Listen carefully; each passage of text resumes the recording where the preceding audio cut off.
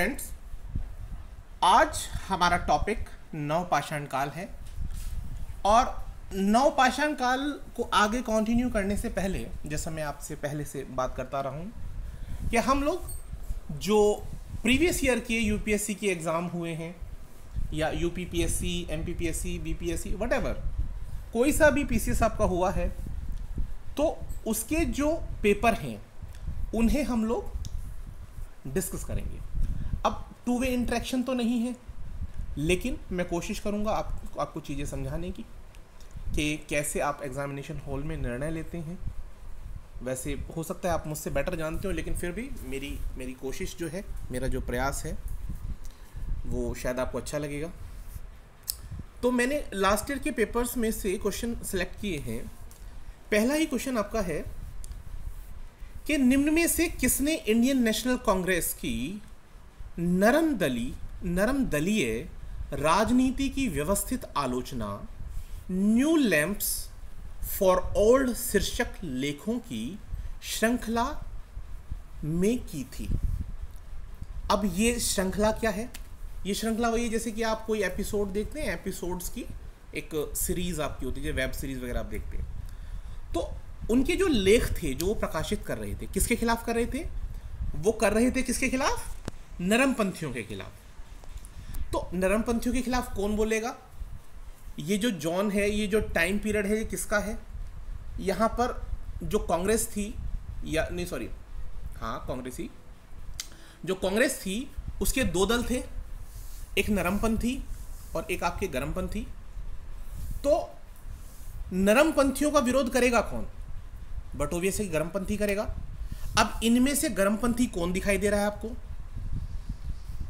यहां पर गरमपंथी आप देखें तो कौन है?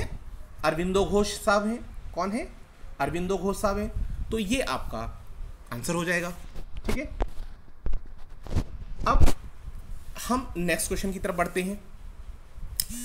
निम्न में से किस मुगल शासक ने हस्तलिखित एल्बम से स्वचित्रण को आप समझिए, जो लिपि होती है आपकी, जो छवि चित्र होते हैं, ये स्वचित्रण को छवि चित्र कर लीजिएगा, छवि चित्र पर जोड़ दिया। अब अगर आपने पढ़ा है, अच्छे से पढ़ा है, तो आप आंसर कर देंगे, या आपने नहीं पढ़ा, बस ऐसे सुन लिया कि भाई कोई व्यक्ति था, उसे कला से बड़ा प्रेम था, चित्रकला से प्रेम था, तो आपने टिक कर दिया। लेकिन जो बीच वाले होते हैं वो बड़ा कंफ्यूज रहते हैं। अब बीच वालों को क्या है पता? उनको सारा पता है। उन्हें ये भी पता है कि बाबर के समय से चित्रकला जो थी वो पसंद की जा रही थी। उसे पता है कि पूर्व का राफेल किसको कहते थे। उसके बाद हुमायूं के बारे में भी उन्हें अच्छे से पता है कि भाई हुमायूं जब अपने निर्वासन के दौरान घूम रहा था तब वहाँ से चित्रकारी शुरू हुई।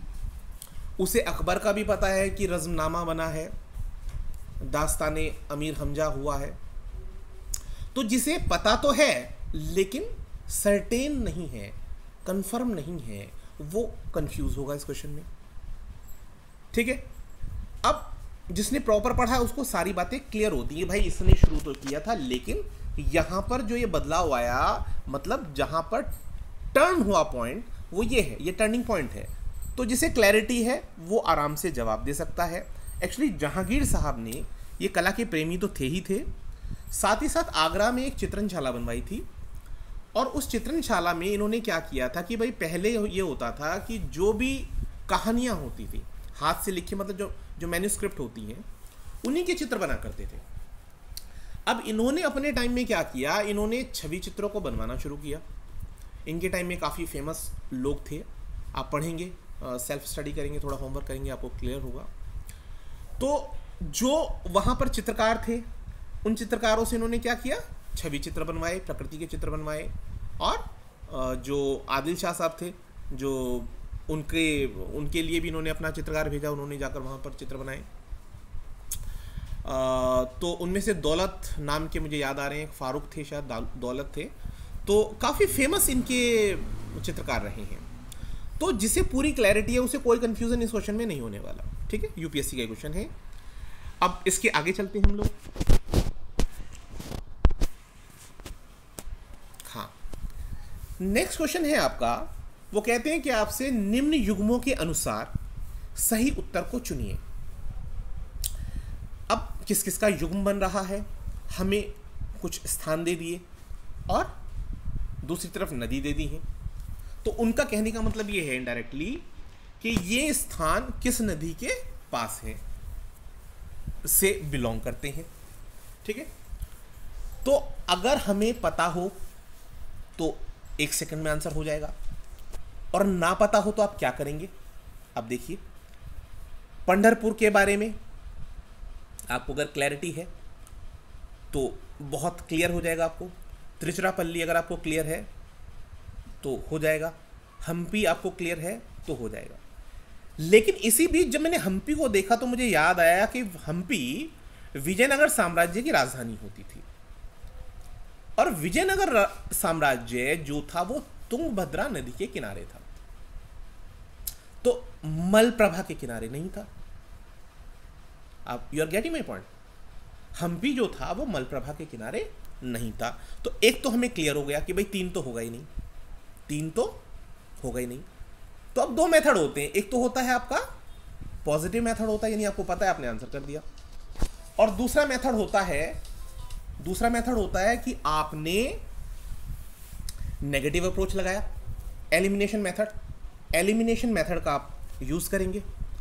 और एलिमिनेशन मेथड में आप क्या करेंगे, एलिमिनेशन मेथड में आप जो गलत है उनको काटते चले जाएंगे। ठीक है, तो अब हम यहां आंसर देखते हैं 3 कहां कहां पर है।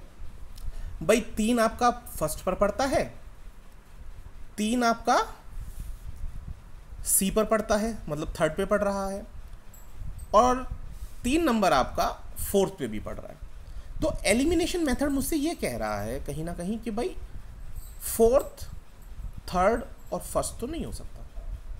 तो भाई क्या हो सकता है, हाँ, क्योंकि एक तो आंसर होगा ही, तो 1 और 2 होगा। और फिर भी मैं क्लियर कर देता हूँ आपको, वैसे पता भी होना चाहिए, पंढरपुर एक बड़ा धार्मिक प्लेस है और ये आपका चंद्रभागा या भीमा नदी के किनारे पर है। दूसरी तरफ है त्रिचुरापल्ली। त्रिचुरापल्ली कहाँ पर है? त्रिचुरापल्ली एक्चुअली प्लेस है आपका तमिलनाडु का। कहाँ का प्लेस है? तमिलनाडु का। तो वहाँ नदी आपकी बह रही है आपकी कावेरी, तो ये कावेरी नदी के किनारे है। ठीक है, तो आपको क्लियर भी हो गया। तो इसी के साथ ये आंसर आपका सही हो जाता है अगर आप सेकंड नंबर को टिक कर देते हैं। आगे बढ़ते हैं। अगला प्रश्न है, नागर, द्राविड़ और वेसर हैं। मैं आपको जरा सा समय देता हूं, मैं उम्मीद करता हूं आप समय लें और सोचें, क्योंकि अगर ऐसे में आंसर करता रहा कि 2 वे इंटरेक्शन नहीं है, आप जवाब नहीं देंगे। लेकिन आप 1 सेकंड के लिए सोचिए कि क्या आंसर हो सकता है इसका।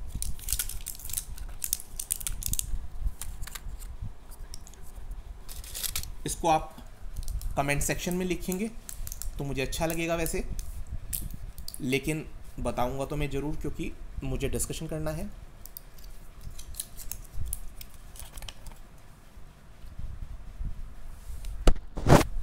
पहला पॉइंट है, भारत में प्रचलित 3 मुख्य संगीत घराने थे। ठीक है जी, हमने पढ़ लिया संगीत घराने थे क्या, सोचिए। फिर कहता है भारतीय मंदिर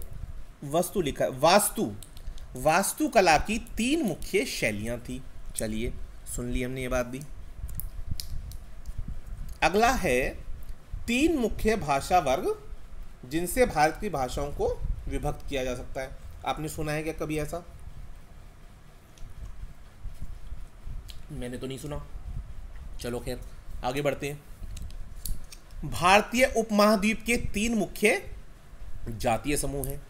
आप प्रिपरेशन कर रहे हैं तो मैं जानता हूं कि शायद आप जातियां तो जानते होंगे, कौन कौन सी जातियां होती हैं।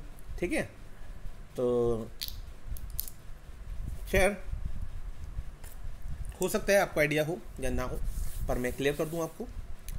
नागर शैली उत्तर भारत की है। नागर शैली किसकी है? नागर शैली आपकी है उत्तर भारत की। ये है आपकी उत्तर भारत की, ठीक है। उत्तर भारत में जो मंदिरों का निर्माण हुआ, उस शैली को हम लोग क्या कहते हैं? उस शैली को हम कहते हैं नागर शैली। और जो द्रविड़ शैली या द्राविड़ शैली है, वो साउथ में, जो साउथ का क्षेत्र है, कृष्णा कावेरी की तरफ जो क्षेत्र जाता है, उस क्षेत्र में द्राविड़ शैली की आपकी वास्तुकला है मंदिरों के लिए। और इन दोनों के बीच में, या जिसमें दोनों के थोड़े लक्षण पाए जाते हैं, उसे वेसर शैली कहते हैं, ठीक है। ये पॉइंट भी क्लियर हो गया। अब अगले प्रश्न पर बढ़ते हैं। नेक्स्ट क्वेश्चन है आपका, नीचे दिए गए कथन, नीचे दो कथन दिए गए हैं, जिनमें से एक को कथन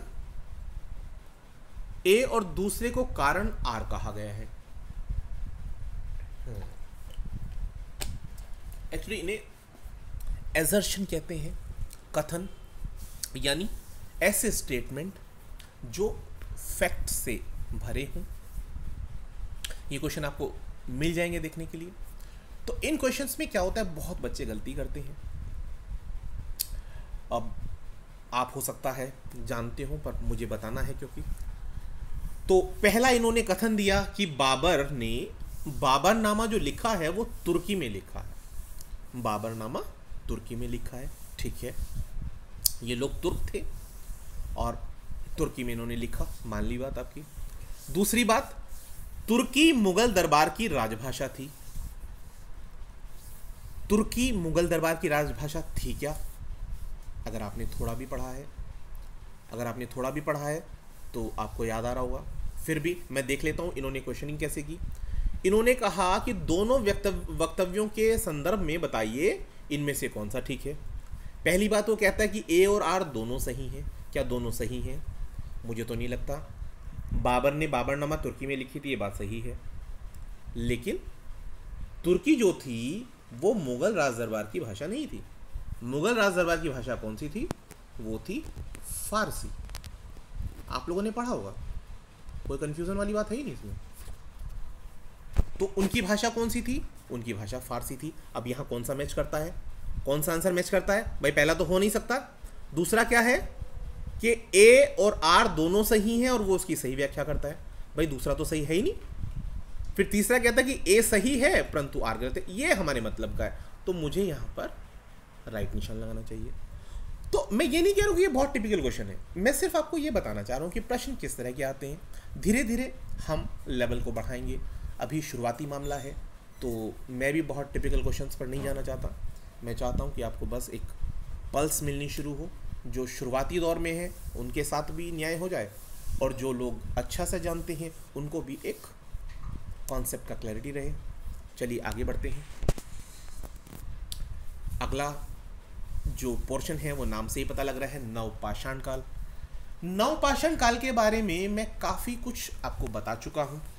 नवपाषाण काल को मुख्य रूप से मैंने कहा था कि 3 भागों में बांटा गया। मैंने कहा कि एक नॉर्थ वेस्ट, नॉर्थ ईस्ट और सदर्न पोर्शन, यानी पश्चिमोत्तर, पूर्वोत्तर और दक्षिण भारत मेनली।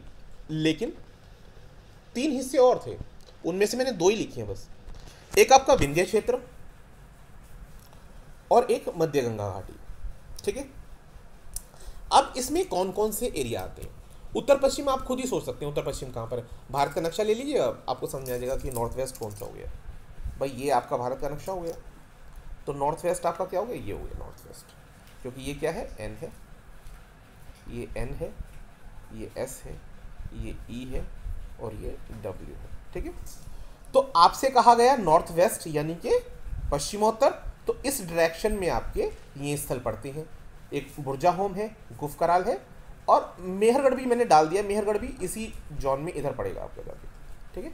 ये तकरीबन इस तरफ पड़ता है, ठीक है। तो एक तो उत्तर पश्चिम हो गया आपका। फिर बात करते हैं हम लोग उत्तर पूर्व की।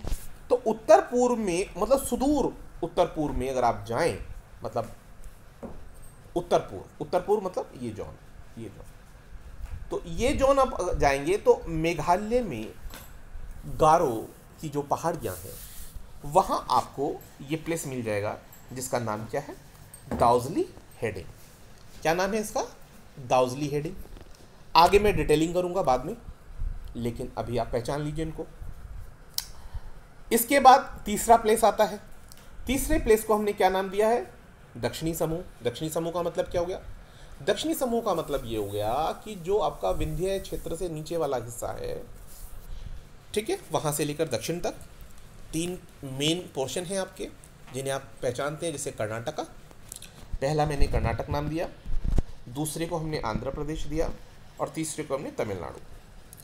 अब कर्नाटक में क्या क्या साइट पड़ती हैं, मास्की है, ब्रह्मगिरी है, संगनकल्लू है, हल्लूर है, कोडेकल है, टी नरसीपुर, पिकलीहल बहुत इंपॉर्टेंट साइट है, पिकलीहल बहुत इंपॉर्टेंट साइट है, तेक्कलकोट, ठीक है। और आंध्र प्रदेश में, हाँ, जो अब 2 हिस्सों में बंट गया है, तो वो आंध्र प्रदेश जो आंध्र प्रदेश और तेलंगाना में बटा है, उस क्षेत्र में नागार्जुन कोंडी या नागार्जुन कोंड और उतनूर और फलवाय और सिंगनपल्ली, ये प्लेसेस आपके कहाँ पड़ते हैं, ये आंध्र प्रदेश जोन में पड़ते हैं। उसके बाद आपका आता है तमिलनाडु। तमिलनाडु में एक प्लेस है जिसका नाम क्या है, पय्यमपल्ली, ठीक है। एक और आंध्र प्रदेश के पास ही पड़ता है उड़ीसा में पड़ता है एक प्लेस मयूरभंज, मैं लिखना भूल गया, आप याद रखेंगे, एक मयूरभंज प्लेस है जो बिहार और आंध्र प्रदेश के बीच में उड़ीसा पड़ता है, वहाँ पर है, ठीक है, ये हुआ। अब बात आती है विंध्य क्षेत्र की। विंध्य क्षेत्र के अंदर जो डिवीजन है, बहुत इंपॉर्टेंट साइट है ये भी। एक कोल्डी हवा है, इलाहाबाद के पास का ही क्षेत्र है, यहाँ से धान के नमूने मिले, मैंने उसको लिख भी दिया।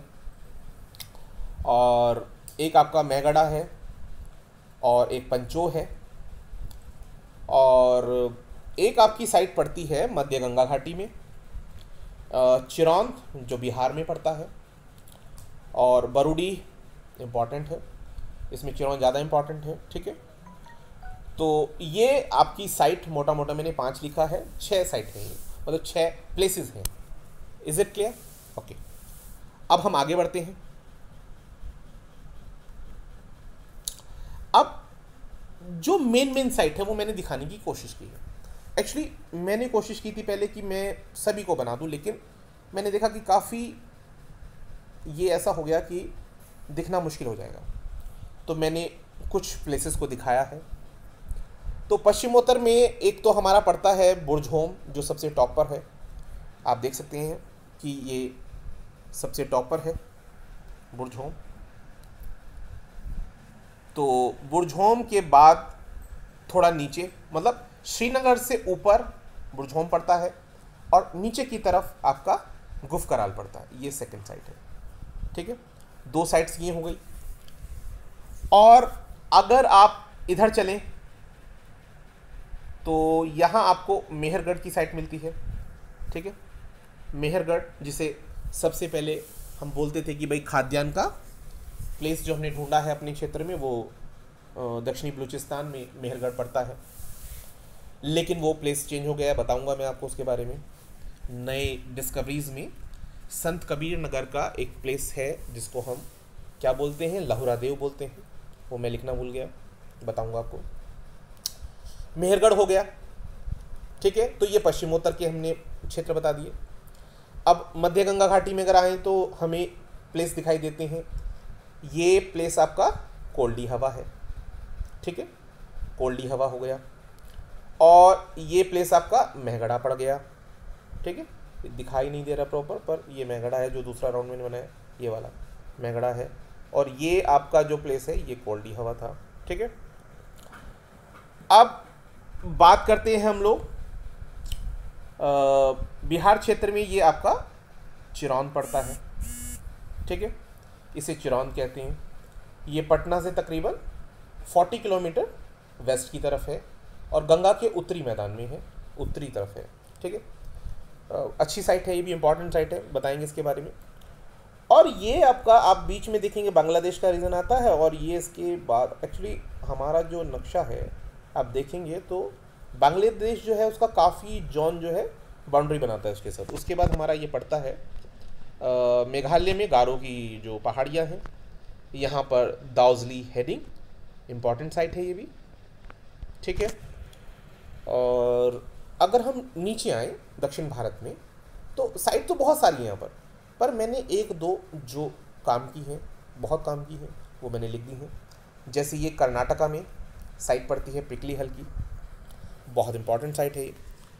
और एक साइट आप तमिलनाडु की ले लीजिए, ये तमिलनाडु की साइट आप मान लीजिए इसको। तमिलनाडु की साइट जो है इसका नाम क्या है, पय्यम पल्ली है। इनकी डिटेलिंग होगी अभी मैंने सिर्फ आपको थोड़ा अंदाज़ा कराने के लिए, ठीक है। तो नर्मदा के नीचे वाली साइट्स जो है वो पूरी दक्षिण वाले क्षेत्र में आती हैं। ओके, अब आगे बढ़ते हैं। अब पढ़ाई शुरू करते हैं हम लोग एक एक स्थल की, और आप भी होमवर्क में इसको करें जिससे कि आपको और क्लैरिटी रहे, ठीक है। तो नवपाषाण काल में पहला प्लेस हम लोग ले रहे हैं बुर्जहोम। क्या ले रहे हैं हम लोग, बुर्जहोम। बुर्जहोम जिसे हम भुर्ज वृक्ष का स्थान कहते हैं, ठीक है, ठीक है। ये तो इसका नामकरण हो गया। अब इसकी पहचान क्या है, इंपॉर्टेंट पहचान, गर्तावास। यहाँ के जो लोग थे उन्होंने क्या किया, रहने के लिए जो घर बना रखे हैं वो गड्ढे के घर हैं या गड्ढा घर हैं, जिन्हें हम इंग्लिश में पिट हाउस कहेंगे। अब पिट हाउस का मतलब क्या हुआ, ये जो फिगर आप देख रहे हैं ऐसे गड्ढे उन्होंने बना रखे हैं, और ये गड्ढा जो है इसमें सीढ़ियाँ उतर रही हैं। आप देख सकते हैं ये सीढ़ी उतर रही है, सीढ़ी उतर कर के वो किसी कमरे में पहुंच जाते हैं, और यहाँ पर वो अपनी क्रियाकलाप करते होंगे, जो भी उनकी क्रियाकलाप होंगी। अब ये आपने देखा, इसको वो क्या करते थे, इसको ढक कर रखते थे, कुछ इसके ऊपर इस तरह से वो चीज़ों को ढक कर रखते थे जिससे कि कोई चीज़ एकदम से गिर ना जाए। अच्छा, बात आती है कि इसको वो ढकते क्यों होंगे या गड्ढे घर में वो क्यों रहे। तो आपको इग्लू का एग्जाम्पल याद होगा। इग्लू एक घर होता है, बर्फ़ के क्षेत्र में ठंड ना लगे उसके लिए हम लोग क्या करते हैं, बर्फ़ से ही एक घर बना लेते हैं जिससे कि वो लोग आराम से उसमें अपना जीवन यापन करते हैं उस ठंडे प्लेस पर। तो इसी तरह इन्होंने एनवायरनमेंट के अकॉर्डिंग, आप समझ सकते हैं कि ये क्षेत्र कौन सा है, कश्मीर का रेंज है ये। तो कश्मीर रेंज में ठंड वैसे भी पड़ती है, तो इस रीजन में उन्होंने गड्ढे के घर बनाए, उसे ऊपर से ढांप भी रखा है, ढका हुआ है, और सीढ़ियों से वो नीचे जाते हैं, ठीक है।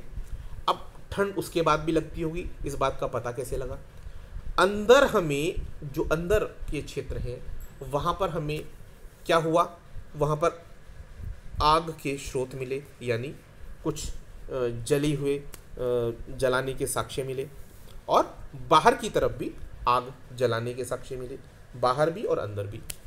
तो एक तो ये है कि भाई आग शायद इसलिए जलाई हो कि भाई जिससे कि गर्मी बनी रहे, या खाना पकाने के लिए हो सकता है। एक पॉसिबिलिटी ये भी है कि जानवर जो होते हैं वो आग से डरते हैं, तो आग अगर लगी रहेगी तो कोई जंगली जानवर नहीं आएगा, ठीक है। तो कुछ रीज़न रहे होंगे जिस वजह से वो लोग आग जलाते हैं, लेकिन ये तो पक्का है कि आग जलाने के साक्ष्य मिल रहे हैं कि नवपाषाण काल जो है उसमें आग जलाने की प्रक्रिया शुरू हो गई थी। लेकिन मैंने आपसे एक सवाल किया था लास्ट वीडियो में कि आग जलाने का मुझे आप बताएं, ये होमवर्क आपको दिया गया था, अभी तक किसी ने सही आंसर नहीं दिया। मैं उम्मीद करता हूँ कि एक वीडियो और छोड़ देता हूँ आपको, आप बताएंगे। ये सबसे आसान प्रश्नों में से है, इतना तो कम से कम आपको करना चाहिए कि आप बताएं, ठीक है। आग के साक्ष्य, अब कोई मुझसे ये पूछ सकता है, टू वे इंटरेक्शन होता तो शायद कोई ये भी पूछता कि भाई सर ये नवपाषाण काल में मिला, शायद यही वो साक्ष्य है। नहीं बेटा, एक्चुअली है क्या कि हम तो साक्ष्यों को इकट्ठा कर ही रहे हैं, लेकिन तभी हमें एक नई डिस्कवरी हो जाती है, एक नया साक्ष्य मिल जाता है, और फिर हमें पता लगता है कि नहीं भाई ये पीरियड आपका नवपाषाण काल का नहीं था, ये पीरियड तो भैया आपका मध्य पाषाण काल का, नहीं भाई ये पीरियड तो आपका पूरा तो ये हमें पता लगता है बाद में। अभी जैसे हमने एक एग्जांपल डिस्कस किया, अभी इससे पहले वाला जो स्लाइड था उसमें हमने बात की थी कि भाई पहले हम लोग मेहरगढ़ को कहते थे कि मेहरगढ़ सबसे पुराना वो स्थल है जहाँ से हमने उसको खाद्यान्न को उगाना शुरू किया। बहुत सालों से पढ़ते आ रहे थे हम लोग कि भाई 7000 BC के आसपास, 7000 BC के आसपास दक्षिणी बलूचिस्तान क्षेत्र में और मेहरगढ़ नाम की एक साइट है जहाँ से भारतीय प्रायद्वीप में इस बात के प्रमाण मिले। लेकिन नए साक्ष्यों में हम क्या पढ़ रहे हैं कि भाई संत कबीर नगर में एक प्लेस है और उस प्लेस का नाम है लहुरा देव, और लहुरा देव से ये साक्ष्य मिले हैं कि भैया खाद्यान्न वहाँ पर पहले उत्पन्न हुआ। तो अब डेट के हिसाब से सबसे पुराना स्थल कौन सा हो गया? अब लहुरा देव हो गया। तो अगर आपके पास एग्जाम्पल में लहुरा देव आ रखा हो, मतलब जब आपका एग्जामिनेशन हॉल में आप बैठे हैं और परीक्षा में आंसर में आपको लहुरा देव दे दिया है और मेहरगढ़ भी है, तो आप लहुरा देव को साइन करेंगे, उसको राइट करेंगे। लेकिन लहुरा देव ना हो और मेहरगढ़ दिया गया, मैंने कहा था ना पहले ही वीडियो में आपसे कि आपको प्रश्न के संदर्भ में उत्तर देना है, आपको रटना नहीं। रटना तो बहुत दूर की बात है, बल्कि मैं एक सजेशन लगे हाथ दे दूं आपको कि एग्जामिनेशन की डेट वाले दिन आपको पढ़ना ही नहीं। एक्चुअली अगर आप फ्रेश माइंड से परीक्षा में बैठेंगे तो आप चीज़ों को वैसे ही समझ पाएंगे जैसे कि एग्जामिनर ने लिखा है, जैसा कि वो आपसे उम्मीद कर रहा है कि आप प्रश्न का उत्तर दें। बात समझ में आती है? तो इसलिए आप मेरी बताई हुई बात को अगर फॉलो करेंगे मुझे अच्छा लगेगा और आप शायद क्रैक भी करेंगे फिर एग्ज़ाम को। तो ये बात क्लियर हो गई भाई, पिट हाउस के बारे में काफ़ी बातें हो गई। अब आगे बढ़ते हैं। यहाँ पर जो पॉटरी मिली है उसमें काफ़ी विविधता है। पॉटरी यानी वही मृद भांड, मृद यानी अर्थ, और भांड वही बर्तन यानी जो अर्दन पॉट होते हैं, तो वो विविधता में मिले हैं। पत्थर और हड्डी के औजार मिले हैं। इंपॉर्टेंट बात है कि भाई पत्थर के तो मिल ही रहे थे, हड्डी के भी औजार मिल रहे हैं। लेकिन एक बात मैंने लिखना भूल गया, यहाँ पर माइक्रोलिथ्स नहीं मिले हैं। जो लघु पाषाणोपकरण मध्य पाषाण काल में थे वो नहीं मिले। ये डिस्टिंक्शन आप ध्यान रखेंगे। उसके बाद आता है झोपड़ियों के अंदर और बाहर आग जलाने, मैं बता चुका हूँ इसको, ये पॉइंट मैंने पहले ही डिस्कस कर लिया।